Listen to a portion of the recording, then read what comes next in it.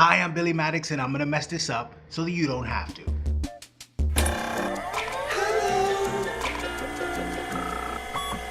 Hey, what's up everyone? It's me.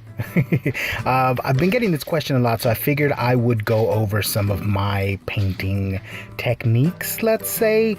So look, I usually use rattle cans when I'm trying to spray up something big. The important thing to remember, I think mostly, is that I use Krylon or Rust-Oleum. The only difference is one is 25% more, I suppose. But look, what you really want to do is stay within the suite. Stay within the suite of Krylon if you're going with Krylon. If you do the primer and then you do the paint and then you do the clear, do it all in one. The same with Rust-Oleum. If you're going to do the primer and Rust-Oleum and the paint,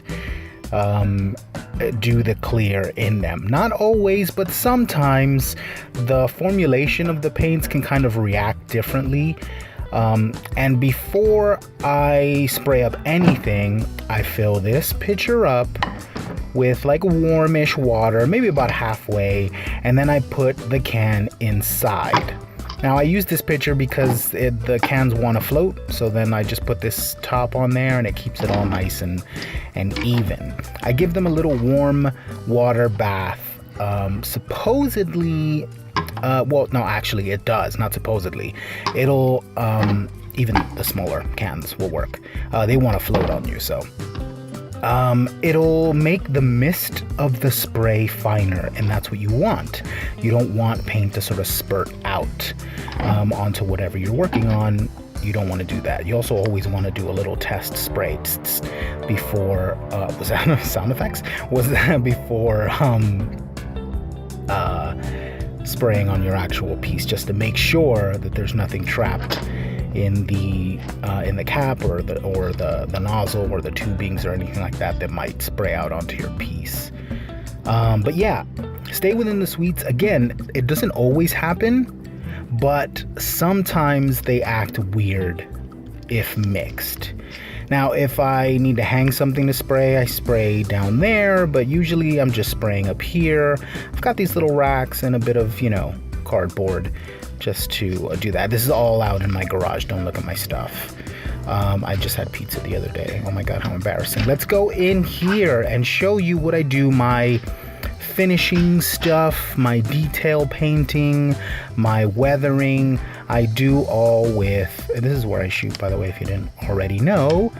I do it here.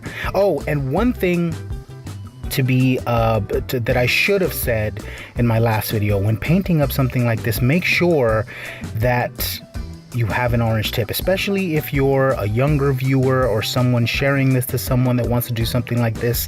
This looks quite real. Now, of course, by the time I'm finished with it, with greeblies and painting effects and accents and a bit of paint effect that I'm going to do to the tip for the heat, like heat scorching, this will look more and more sci-fi.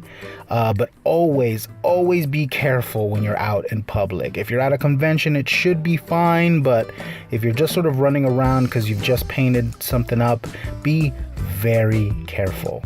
You could end up, like in trouble. You could end up arrested. You could end up, other things could happen. Anyway, let's move on to what I use. And I use these apple barrel and folk art paints. That's what I use. I get them, any sort of craft store has them. Even Walmarts have them. A lot of times they're like 50 cents to $1. Some could be a little more expensive, but they're usually like 50 cents or $1. That's what I use. I don't get crazy with it. Someone in the comments is probably gonna say that I need to get an airbrush. Sure. Yes, one day. I don't think I do this enough to warrant that, even though I do have this one Alclad airbrush paint that I used for something else. And rub and buff is always, part of my arsenal. And I use a lot of liquid latex, which comes, you know, you can find in the nail section. You might need to order it, not all nail section beauty supply places.